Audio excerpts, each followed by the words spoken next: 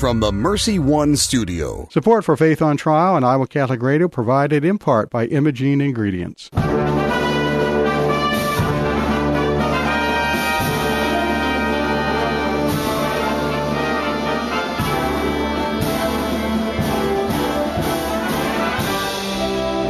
Our freedom of conscience and religion is being challenged by laws and regulations imposed by secular society.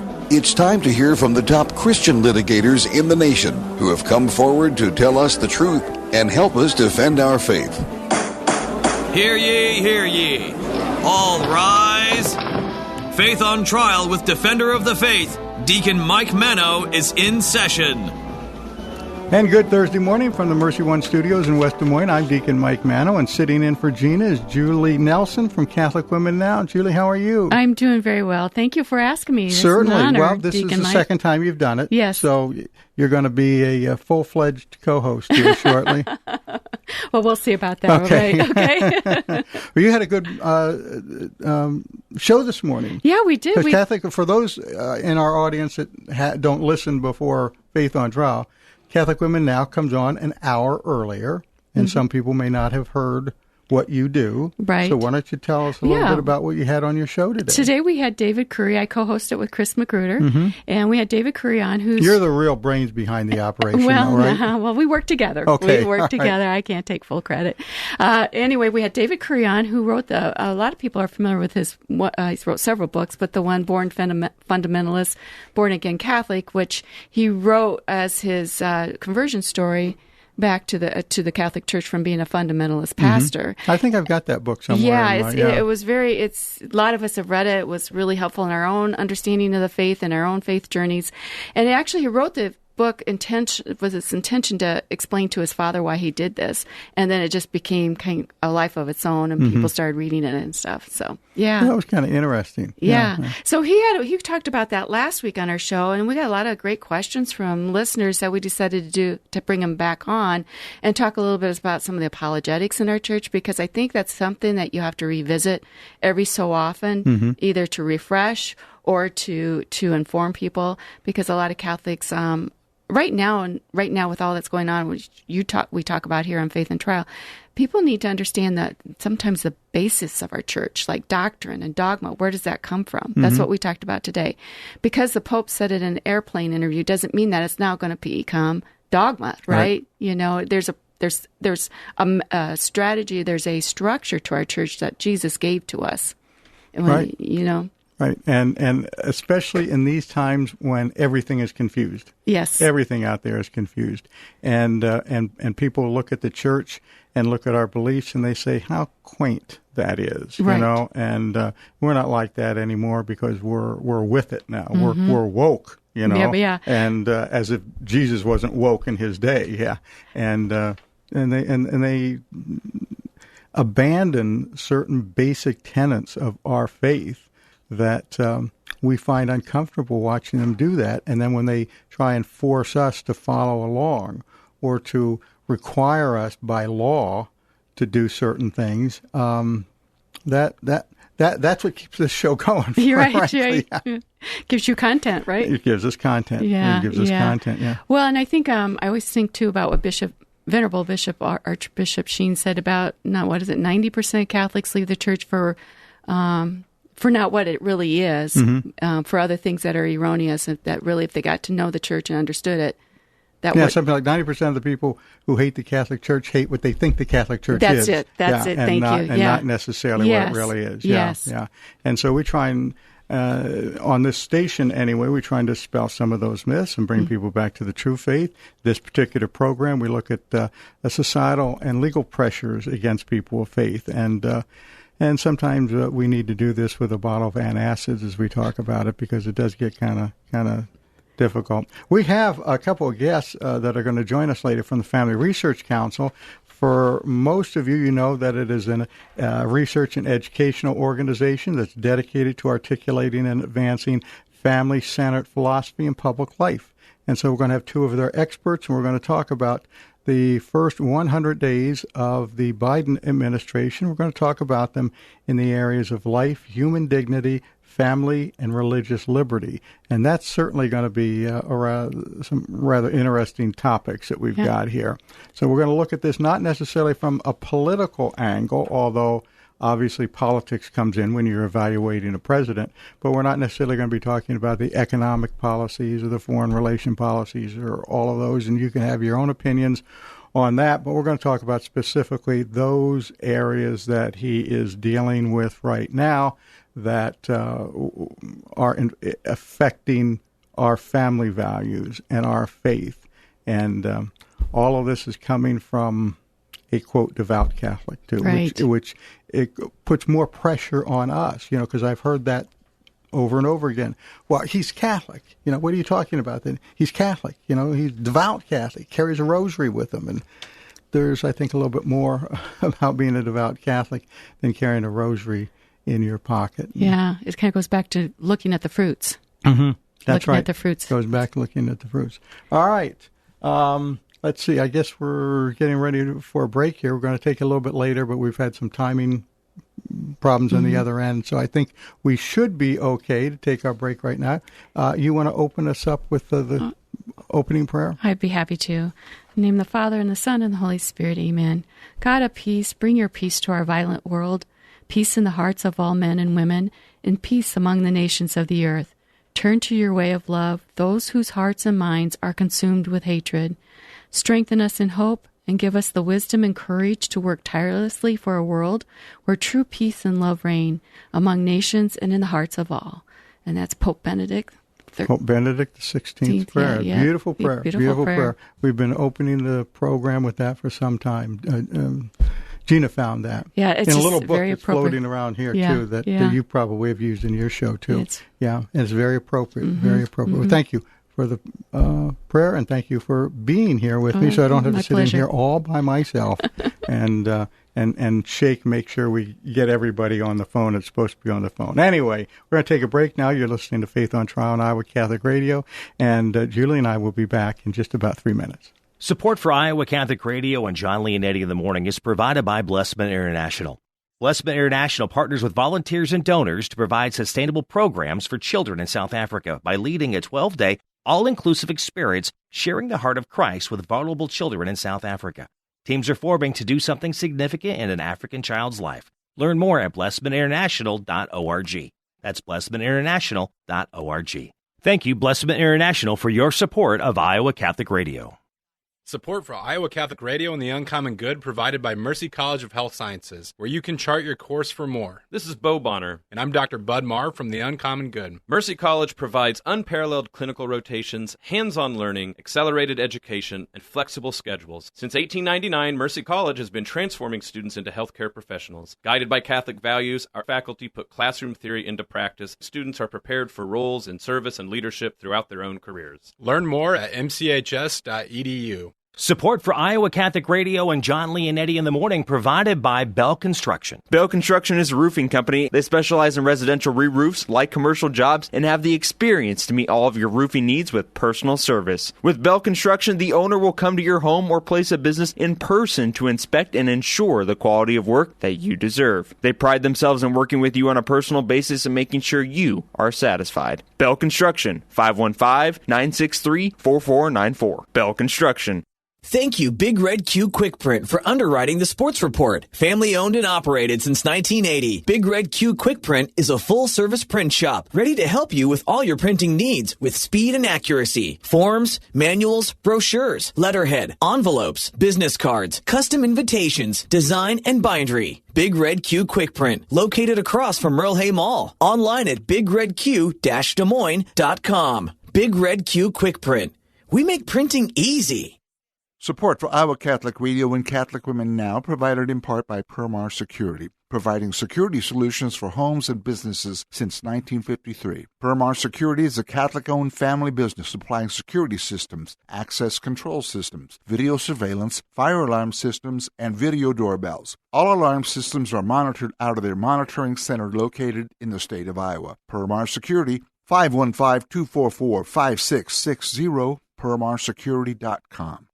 Support for Iowa Catholic Radio and Faith on Trial provided by Paul Martin and Paul Mitchell, owners of Imogene Ingredients. Imogene Ingredients supply specialized feed ingredients for livestock and pet diets to improve maternal and young animal health in both conventional and organic production.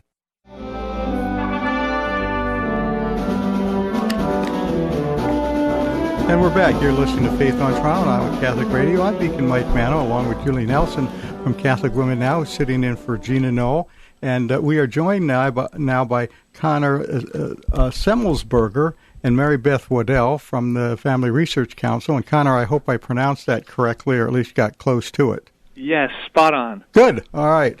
I must have heard it someplace before because I'm very bad at reading these things. All right. We want to talk about the first 100 days of the Joe Biden administration in the area of life, human dignity, family, and religious liberty. And you two, I understand, are both experts with the Family Research Council and are qualified to discuss these things.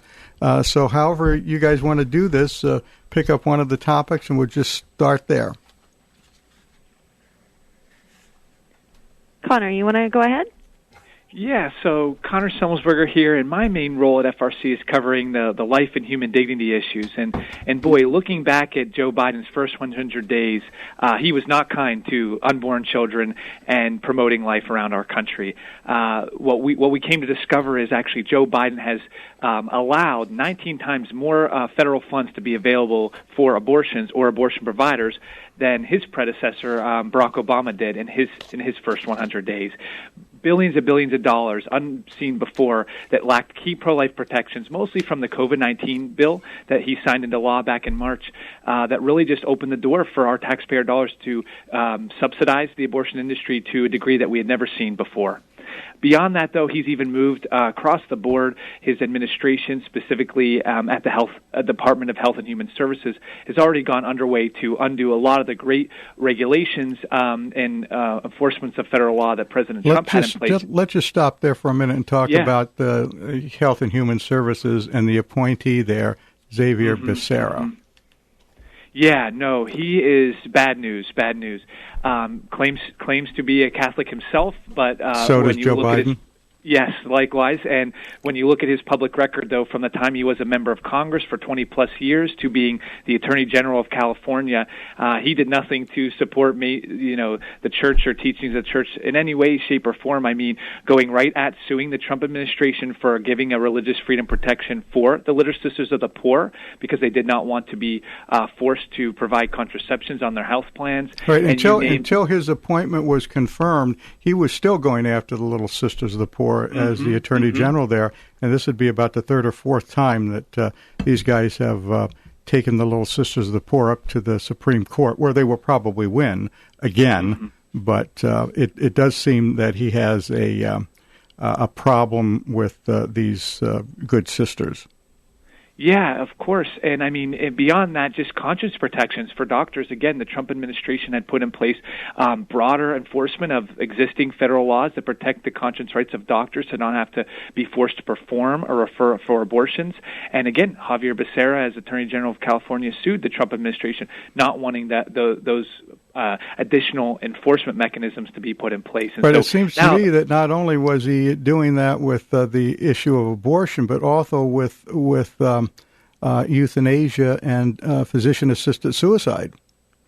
Yeah, that's correct, and even was infamous for actually losing a case at the Supreme Court for forcing pro-life pregnancy resource centers to put up pro-abortion materials in their sites, sort of compelled speech. So at least the courts were able to keep him at bay from that front. But that's exactly who Biden has put in place to run the largest U.S. federal agency we have in terms of money spent annually, Department of Health and Human Services, where lots of our federal pro-life policies undergo. So not a great sign in terms of who he has picked to really enforce federal law. This is a man who actually opposed the partial birth abortion ban. My goodness, what a horrific, barbaric practice that members from both sides of the aisle had opposed. He, as a member of Congress, was in favor of continue to allow the barbaric practice of partial birth abortions, and he's now the one responsible for a $1 billion industry that provides health care services and should be enforcing conscience protections for our American doctors. Right, and he's not alone in the new cabinet now. There are a number of others there that take some of these same positions in expanding abortion rights and expanding euthanasia and physician-assisted suicide. Yeah, that's correct. And actually, if you go to our website at frcaction.org/Biden, you'll see a host of resources, one of which is tracking all of his personnel he's put in place, all the ones that he's put in place at Department of Health and Human Services to Department of Justice, and all the undersecretaries as well, ones that have a very public and radical record when it comes to, like you said, abortion, euthanasia, and promoting a radical sex ideology. We've tracked all those members, and we can pretty confidently say this is one of, if not the most pro-abortion cabinets and federal secretaries we've had probably in U.S. history, from top to bottom, from agencies like Department of Energy, where, abortion and things should not have any place. Jennifer Granholm, a former governor of Michigan, who was very active in promoting abortion her time there, even vetoing several pro-life laws as governor of Michigan, is now running our Department of Energy. Well, and how about the Justice Department? When he was going to appoint Merrick Garland as Attorney General, I was a little relieved because I always had the impression that Garland was kind of a moderate, but he doesn't seem to be turning out that way. And one of the tipping points that I saw in those appointments were who he was appointing as deputy attorney generals in charge of different divisions of the Justice Department. Yes, that's correct. Two to keep in mind: Vanita Gupta, who's already been confirmed as an associate attorney general, very radical positions, from anti-Semitic positions and positions of race, and really going after religious freedom protections. And a second one to keep in mind is Kristen Clark, who has not yet been confirmed, but again, very radical when it comes to actively against religious freedom and abortion. And I'd love for my colleague Mary Beth to jump in here in Department of Justice, because there's a lot of bad stuff I'm sure we're going to expect and have already seen coming out of that department there. Sure, Mary Beth? Thanks, Connor. I was going to interject and say that we've already seen some action from the Department of Justice coming out with a memo redefining Title IX that protects women's sports, because from day one of his administration, President Biden put out an executive order mandating the redefinition that we saw in the Bostock Supreme Court decision, which redefined what it means to have discrimination on the basis of sex, to redefine those terms to say that now includes actions regarding sexual orientation and gender identity. Now, that was the employment law discrimination case? Yes, and exactly. I thought that they went to great pains to state that this was binding in the labor relations field, but not any place else. But I guess they're going to try and stretch that now, as was our concern when it first came down. Exactly. That day one executive order mandated that the entire federal government adopt that redefinition. And you've already seen, as we were just talking about the Department of Justice, you've seen the Department of Justice already issue a memo redefining Title IX regarding women's sports to apply the Bostock's redefinition. And then you've seen a number of actions by the Department of Education already in this as well, with them withdrawing a letter of findings against the Connecticut Interscholastic Athletic Conference for violating Title IX by allowing biological males to compete against women. That's the Selena Soul case that ADF has. All right. I think we've had them on here discussing that case. Exactly. And you've had also the Department of Education, there was a memo from the Trump administration sort of making sure that Title IX was going to be scientifically, biologically founded when it comes to defining sex, and that memo has been archived. It's no longer accessible. And then you've had the Department of Justice, as I mentioned, come out with this other memo saying that, no, we are redefining terms, when it comes to women's sports. And there's also an executive order specifically on education, not just this one saying that Bostock should apply across all federal law, but specifically within education to really promote that radical gender identity ideology when it comes to sports and locker rooms and showers and all of these other things. You're seeing that real push, and also obviously the president supports the Equality Act, which is the most radically anti-life, anti-freedom, anti-family, law that really pushes this agenda of gender identity ideology into every sphere. It's kind of interesting. I heard last night on one of the television programs, Caitlyn Jenner, is that it? Who used to be a guy, who is now running for governor of California, taking up these issues in a very conservative way. I mean, she's defending the rights of the girls to play girls' sports. She says it's not fair to allow these biological males to compete against them. Yeah, with Jenner being an Olympic athlete, I think that there's an understanding there of the differences biologically between men and women and the advantages that men have. Jenner knows that firsthand. Yeah. Okay, I suppose we get back to the issue of life that we're talking about. We're branching off a little bit into physician-assisted suicide and euthanasia, and that I see as kind of a coming problem for society right now. It's been percolating for a long time out there. Some places it's starting to give off a lot of steam, but we're going to see more of it, I think, in the future. Where are we with the Biden administration on that? No, I'm glad you bring this point up. And so fortunately, we haven't seen a ton in terms of either executive orders or health guidance from the Biden administration on this issue. So that's the fortunate thing. However, I think you're right. This is the time to be re-engaging and engaging on this issue. If COVID-19 pandemic taught us one thing, there is an issue when it comes to provisions of health care. And, does healthcare go to these people or that people, right? So public health is this issue that's continuing to creep up and grow, right? Instead of this model of patient and physician-centered healthcare, it's now a broad-based public health. And if there's no services or just the idea of, wow, I'm going to suffer for a portion of my life, this idea, well, instead the doctors can just cheaply and more easily help there and pay for their patients to kill themselves, that's going to be something that's pushed even more, right? And so as the government continues to take even more and more reins over our healthcare system, whether that's through President Biden's public option, people buying into Medicaid or Medicare, or even a broader proposal like Medicare for All, which we know the HHS Secretary supports,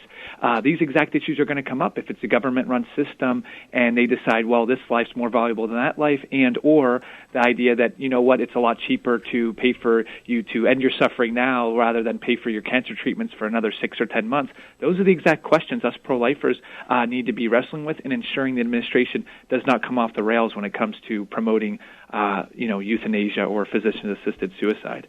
I remember a couple of years ago we had on a physician. I think he was from Nevada, and he was trying to talk to insurance companies about freeing up some additional funds for a certain type of treatment, maybe an experimental treatment for a couple of his patients.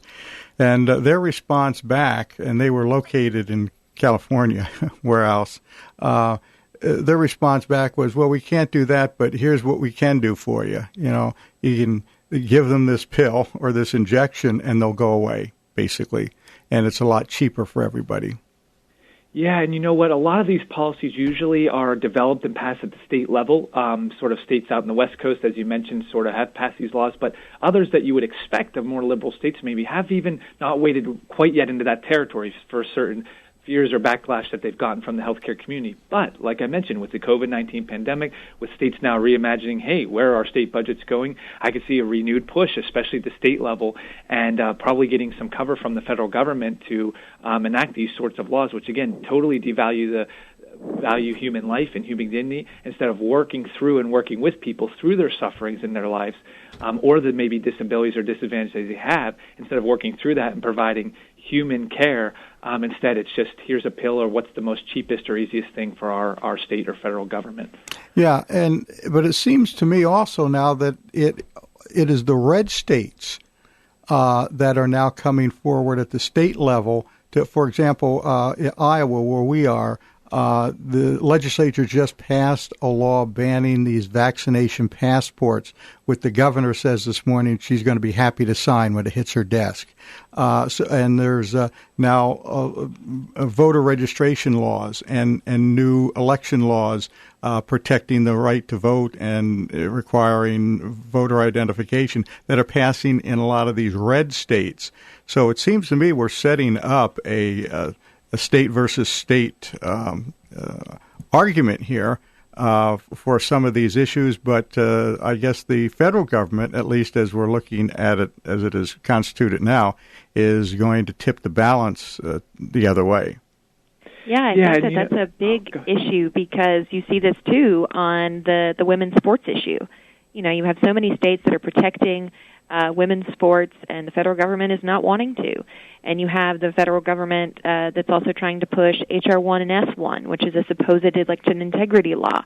But it's really filled with nothing but, you know, the left's agenda and, you know, a federal takeover of elections and things like that. It even has a religious test in it that is unconstitutional to be on these commissions for redistricting. And so, yeah, and in a number of areas, I think you're seeing this the stage being set for this litigation with state to state and federal versus state in a number of areas on the issues that we all care about. Yeah. I think this is probably about a good time to take our break right now, and we'll come back after the break. We'll finish up this conversation because there's a lot of other things we want to talk about. But if you guys would just kind of hold for about 3 minutes, we'll be right back with you. And you're listening to Faith on Trial on Iowa Catholic Radio.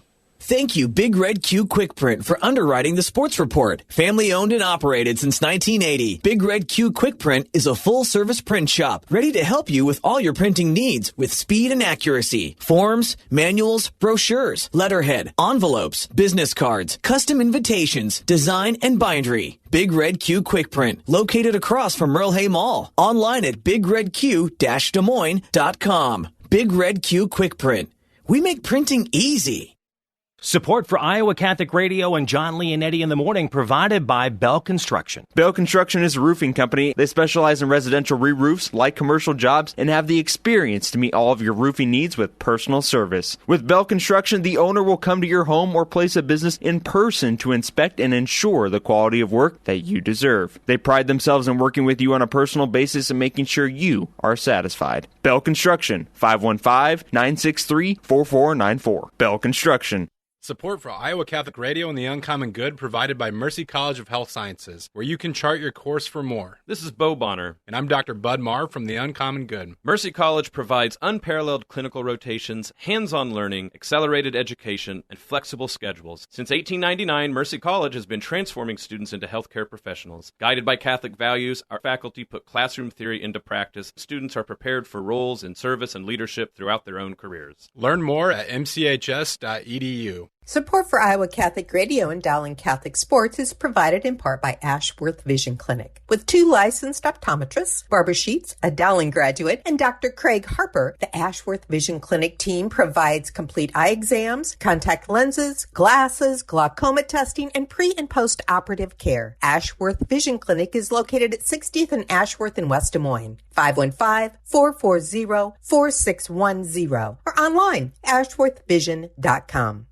Support for Iowa Catholic Radio and Catholic Women Now provided in part by Marr Security, providing security solutions for homes and businesses since 1953. Marr Security is a Catholic-owned family business supplying security systems, access control systems, video surveillance, fire alarm systems, and video doorbells. All alarm systems are monitored out of their monitoring center located in the state of Iowa. Marr Security, 515-244-5660, permarsecurity.com.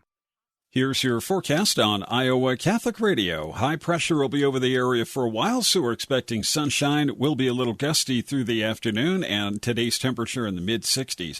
Overnight, clear and mid-40s. We're looking at mid to upper 60s tomorrow and sunny. Maybe some showers Saturday and Sunday. The weather is brought to you by Divine Treasures, a Catholic book and gift store serving the Des Moines community for over 25 years. I'm meteorologist Steve Hamilton on Iowa Catholic Radio. And we're back. You're listening to Faith on Trial on Iowa Catholic Radio. I'm here with Julie Nelson from Catholic Women Now, who's sitting in for Gina. And we also have from the Family Research Council, Connor Semelsberger and Mary Beth Waddell. And we're talking about issues that affect Christians and Catholics in particular, Joe Biden's first 100 days and what he has been doing with it.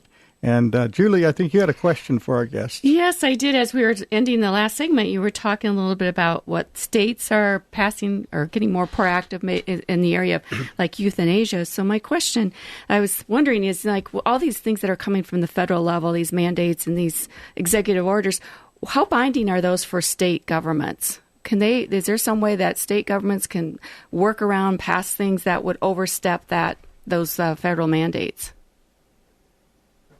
Yeah, I'll just jump in and say quickly on the life front. So you saw this a lot during the Obama administration. In those 8 years, you probably had more pro-life laws passed than I think any decade before that. And so a lot of times you'll see that rebuke at the state level to kind of counter what's happening policy-wise at the federal level.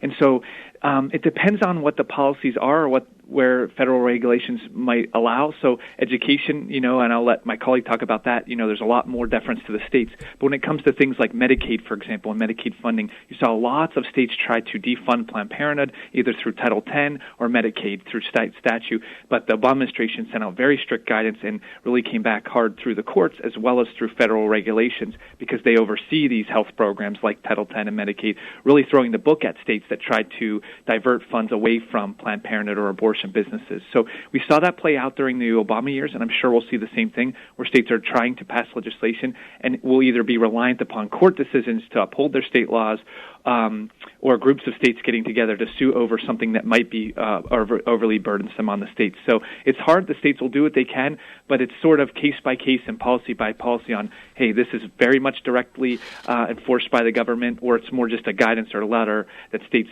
can or cannot or have wiggle room or must be mandated to do these things. But I know that plays out a little bit differently when it comes to things like education and the like. Yeah, with education, it is very deferential to the states. Like the Federal Department of Education isn't supposed to get into things like specific curriculum and those types of things. And I completely agree with what Connor said.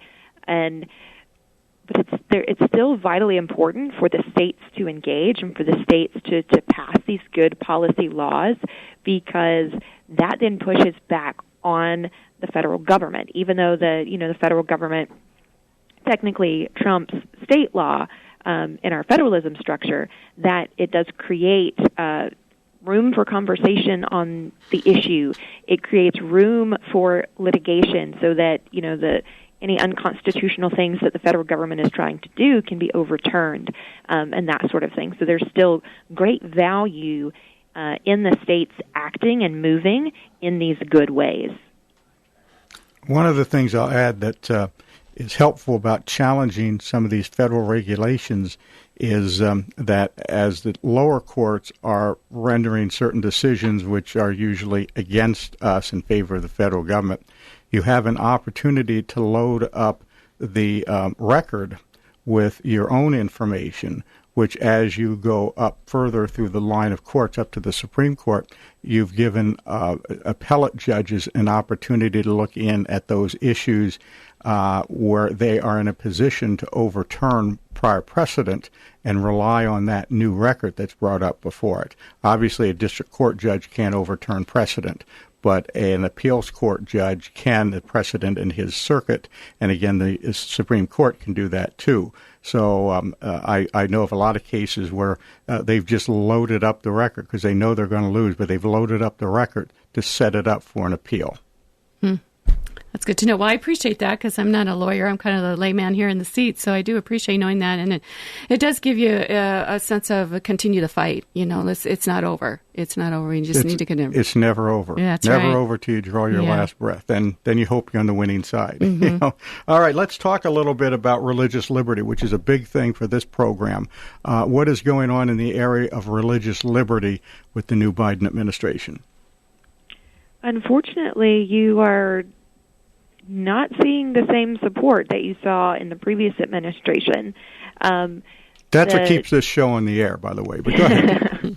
The White House Faith and Opportunity Initiative that was established under the previous administration, which was a real champion of religious liberty, was revoked in place of the White House Office of Faith-Based and Neighborhood Partnerships, which is much less focused on actually promoting religious liberty and more on, let's just work in partnerships, but ensuring that we're not violating the Establishment Clause. So giving much more weight to the Establishment Clause than they should, and not enough weight to the Free Exercise Clause in that. And obviously, as we've already mentioned, the Equality Act, which is being championed by this administration, is very, very detrimental to religious liberty. It completely exempts itself and basically guts the Religious Freedom Restoration Act, which is our strongest statutory defense of religious liberty in law. And you have, as I said, with this strong push of the LGBT agenda and redefining sex, there's no sort of acknowledgement of religious liberty in any of it that's going on. You're even seeing this push internationally, we're going to push the LGBT agenda, but we're not going to be as supportive as the previous administration when it comes to religious liberty abroad. They don't have a replacement yet for Sam Brownback, who was the ambassador for international religious freedom. And international religious liberty is a very, very big issue for national security because religious liberty is freedom. Religious liberty is a freedom to believe and to act upon those beliefs and live in accordance with those. And the one thing that is consistent among those nations that are hostile and potential threats is their lack of freedom and their oppression of religious minorities. So you're seeing this both internationally and domestically. Mary Beth, a lot of our listeners, of course, are not attorneys. And if they are, they're probably in their office today getting ready for court somewhere. But let's, if we can, just a real quick explanation of the difference between the Free Exercise Clause and the Establishment Clause. Sure. There are two clauses that sort of work in tandem. You have the Free Exercise Clause that says the government cannot inhibit your ability to freely exercise your religion and your beliefs. It's not just the right to worship. It is much broader than the right to worship. You can live your life and exercise your religion even outside the four walls of your house of worship. And I think that's an important thing to mention here because Exactly. we've heard in the past people coming up and saying, well, I'm in favor of your right to worship. Well, worship is what you do in your home. In the privacy of your home or in your church or synagogue. That's worship. Freedom to practice your religion is what you do out in the public, out in your place of business, out wherever you go, in your school, whatever. Exactly. And when you talk about free exercise, or, the Establishment Clause, because we were coming under out of England and sort of England's theocracy with the Church of England that you had to either ascribe to or at least pay taxes to, those types of things. They did not want that in America. They're like, America is not going to establish an American religion that everyone must follow, that everyone, must pay some sort of taxes or tithes to. No, the government is not going to do that. We're going to allow the different faiths that are here in our nation to flourish and to thrive and to exercise on their own. We're not going to inhibit their exercise, which establishing a religion would inhibit that exercise.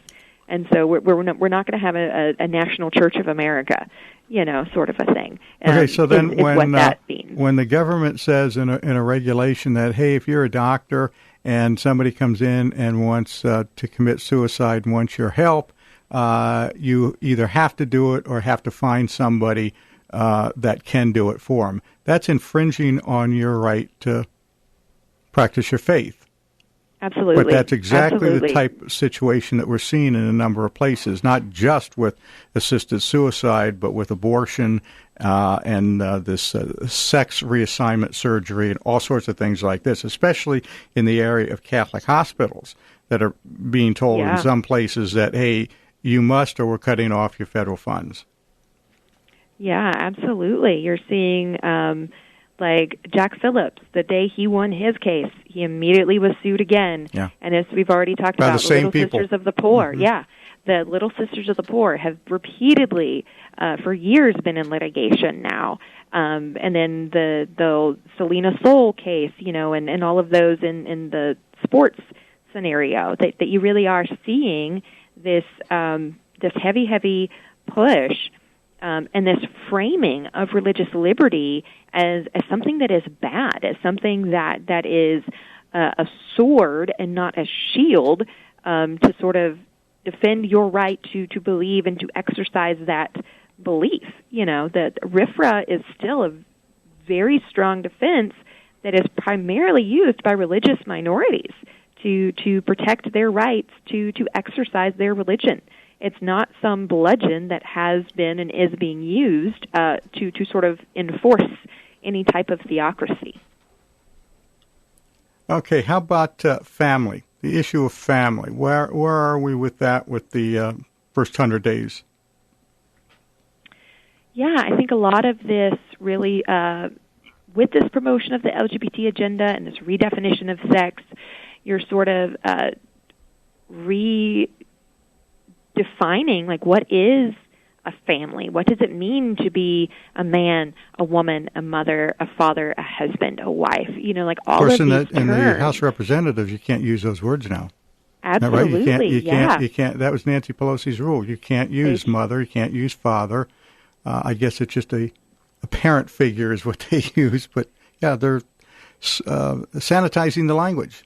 Absolutely. There's this real push to sort of erase the importance and the differences of men and women, which bleeds over into the family, because the family structure that is the foundation, like, of society and of our nation is man and woman, mom and dad, like, with their children. Like, that is the family, and you've even had the recent announcement of Biden's quote-unquote family plan that has a number of issues with it, just sort of saying, oh, let's bring your children into schools earlier and begin to indoctrinate them with all this stuff, and that's supposedly going to help families and things like this that really aren't very pro-family. Well, they're bringing them into schools if the schools are open, if the Biden administration is allowing them to remain closed, which apparently they are in many instances.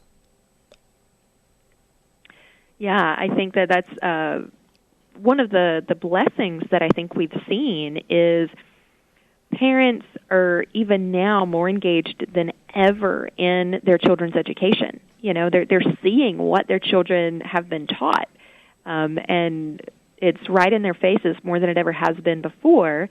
And so they're choosing options of private schools or homeschool and things like that. Realizing this agenda that is seriously being pushed, both pro-abortion and pro-LGBT agenda, in schools. Now, there's always been a fight over what role the government might have in assisting people who want to use non-public education, whether it's through vouchers or homeschooling or whatever. Has the Biden administration given any hints on which way it's going in that area? I don't really think we've seen a whole lot, but I do think that sort of in this families plan, there's not much talk of, sort of religious liberty or, private schools or Christian schools and religious institutions and parents' sort of ability to avail themselves of that option, that is should be in the hands of the parents of, like, what do they believe is the best education for their child. But you're just really seeing this sort of pro-public school, government push, it's like, hey, let's keep in the public school, let's sort of have government, like, intrude into public schools and things like that. So you're certainly not seeing any support for school choice. And how about mandates on religious schools? those schools, for example, that want to teach that boys are boys and girls are girls, and you can't, change up that marriage is between a man and a woman, and the traditional Christian teaching on these things. What are the mandates coming from the Biden administration to those private schools, or are there any yet? Well, I think one of the biggest hooks into that would be the Equality Act, and if the Equality Act were to pass, because there's issues with education specifically, and there's also changes to Title VI, which is a catch-all funding hook. So if any school takes any type of funding, which could come through the students, like if a student has like a government funding to go to school, like if they've got Department of Education funds, that can be attributed to the school, to where the school is now receiving federal funds. Therefore, there's hooks into it, But there are I think 2 or 3 schools, colleges that do not accept any kind of funding because that protects them from any federal hooks and mandates. But the Equality Act would certainly expand that reach and that open door to get into as many of those private and religious institutions as possible within the confines. And we should note that passed the House of Representatives on a party line vote. It's now pending before the Senate. Right. It has passed the House and is now pending in the Senate, and we're just waiting to see what happens over there. Okay, where do we go from here? What are we supposed to do, those of us sitting out here in the cheap seats? How do we fight back? Yeah, I would say now is the time to join in the fight. Join groups like Family Research Council and others. Obviously, there aren't elections for another few months, so that's one way folks around the country can engage in the democratic process. But beyond that, write your members of Congress, write your state and local reps, and engage in the federal rulemaking process. Right, that's one thing I think a lot of folks of faith or conservatives haven't really engaged in too much, which is the fact that a lot of these regulations and rules that come down are open for at least 30 days, but sometimes 60 days for public comments. And we get to weigh in and say, hey, is this a regulation good or bad for our country? And they have to read those comments. They have to respond to those comments. Those have to be a part of how they make their federal regulations. So now is the time to engage in things like that and just keep the administration accountable, tracking these kinds of things and making transparent. This is what's actually going on. There's little we can do in the sense that the Democrats and pro-abortion members control both chambers of Congress, as well as the executive branch. So the numbers game is on their side, but the will of the people and the policies and the truth are on our side. So we need to continue to stick to that and continue to engage and not be downtrodden on some of these burdensome things that we just saw come out of the first 100 days of the Biden administration. Right, and I assume that we can follow what is going on through the Family Research Council. Absolutely. So how do we find you, our listeners, how do they find you? And we should make a little note here that you are a nonprofit, so if people want to help you out with their spare change, they can do so. But how do they find you? Yeah, you can log on to, again, like I mentioned, frcaction.org/Biden, and that will give you a one-stop shop of what the Biden administration's regulations have been, who he's surrounding himself with, what types of policies he's taken in the past, as well as the vice president. And also you're going to find exactly the details on all the funding out there that's going to abortion and abortion providers. So continue to check that resource as well as all our resources at frc.org. Well, we certainly appreciate you joining us today and enlightening us as to what is going on. Connor Semelsberger and Mary Beth Waddell from the Family Research Council, thank you for joining us and your time today. We certainly appreciate it. Thank you. God bless you both. And you're listening to Faith on Trial on Iowa Catholic Radio. We will be right back after these messages. Support for Iowa Catholic Radio and Dowling Catholic Sports is provided in part by Ashworth Vision Clinic. With 2 licensed optometrists, Barbara Sheets, a Dowling graduate, and Dr. Craig Harper, the Ashworth Vision Clinic team provides complete eye exams, contact lenses, glasses, glaucoma testing, and pre- and post-operative care. Ashworth Vision Clinic is located at 60th and Ashworth in West Des Moines. 515-440-4610 or online, ashworthvision.com. Support for Iowa Catholic Radio and Catholic Women Now provided in part by Marr Security, providing security solutions for homes and businesses since 1953. Permar Security is a Catholic-owned family business supplying security systems, access control systems, video surveillance, fire alarm systems, and video doorbells. All alarm systems are monitored out of their monitoring center located in the state of Iowa. Permar Security, 515-244-5660, permarsecurity.com. Thank you, Dental Associates, for underwriting Dowling Catholic Sports 365. With over 40 years' experience, Dental Associates is a group dental practice with the mission of promoting optimum health and well-being to all patients, providing preventative, restorative, and cosmetic dentistry for the entire family. Message underwritten by Dr. Kenton Gleichman, Dr. Steve Karbaka, and Dr. Ben Nagel. Dental Associates, addressing your smile, needs, and dreams. Online at DesMoines-DentalAssociates.com. Support for Iowa Catholic Radio and John Leonetti in the morning is provided by Five Sons Naturescapes. Five Sons Naturescapes is a Catholic veteran-owned family company providing premium outdoor landscaping. Clean up and restore outdoor living space with retaining walls, privacy fencing, pergolas, paver sidewalks, and patios. Issues with soil settling and water around the foundation and yard? Five Sons Naturescapes can grade and install drainage tile to help. Five Sons Naturescapes online at fivesonsnaturescapes.com. Thank you, Skeffington's Formal Wear, for sponsoring Dowling Catholic High School football. In business since 1951, Skeffington's Formal Wear offers quality service, style, and selection, providing tuxedos, suits, and casual groom attire for weddings, proms, and any other special occasion. Skeffington's Formal Wear, with convenient locations in Des Moines, West Des Moines, Davenport, Coralville, and Ankeny. All locations are family-owned and operated by members in their respective communities, fitting you for life celebrations. Online at skeffingtons.com. What is the best gift ever? Giving a Catholic education is at the top of my list. Your contribution to CTO helps families send their children to our Catholic schools who otherwise could not afford it. In giving to CTO, you receive the best tax credits ever. Pledge or donate online at ctoiowa.org. The bottom line, it's for the kids and their future.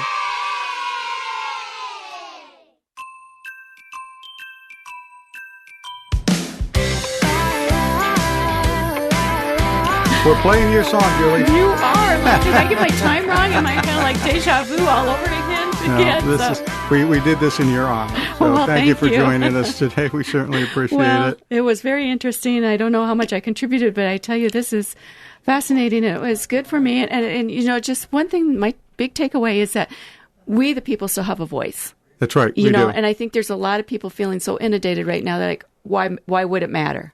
And it does. And there are a couple of places now where angry parents have stormed school board meetings and demanded certain things, and they're getting certain concessions, or they're being thrown out, right. And then they throw the board members out right. in the next election. They just had an election down in, I guess it was in the Dallas area in Texas, where the insurgent parents won 70% of the vote down there. So you can change things. And one of the things that we need to do is we need to look on the lower levels of government. We look and we think, how many people vote in the school board election? Not that many. So they can elect, the teachers union literally can elect whoever they want. And these are the people that they're negotiating with across the table. And that's because most people ignore those. Mm-hmm. How many people go to their kids' the student teacher conference? They just don't care. So just leave that up to the professionals and professional educators. In my mind right now is an oxymoron, because they're not very professional. They don't use a whole lot of common sense these days. But we can affect what is going on, but we got to know what's going on. Right.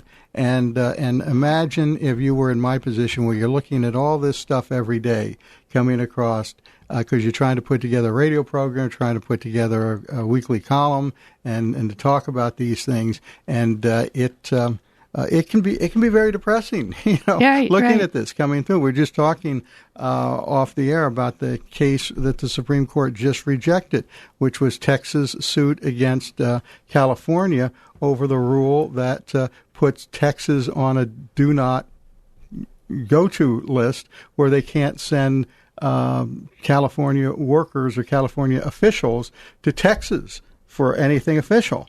And there are about 19 states. Iowa is one of them that California is boycotting. And that's violation of several provisions of the Constitution. We'll never know about it because the Supreme Court would not hear that. Yeah, and that's my concern. That's my concern right there. When our Constitution is being called into play, and is it going to be upheld? Yeah. Is it going to be upheld? Yeah. And some of these things, like I say, the Roberts Court just is.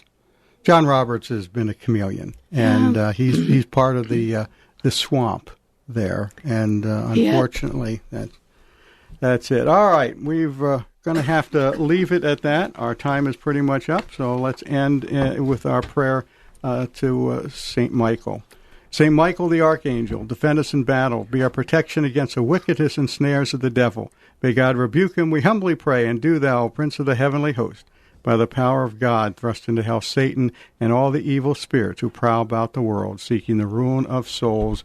Amen. I want to thank Julie Nelson again for sitting in today, for My Gina, pleasure. who is traveling, and for Julie and I. Thank you for listening to us today, and join us next week for another edition of Faith on Trial on Iowa Catholic Radio. Our freedom of conscience and religion is being challenged by laws and regulations imposed by secular society. Faith on Trial with Defender of the Faith, Deacon Mike Manno. Faith on Trial, Thursdays at 10 a.m. on Iowa Catholic Radio, iowacatholicradio.com, and the Iowa Catholic Radio app. Support for Faith on Trial and Iowa Catholic Radio provided in part by Imogene Ingredients.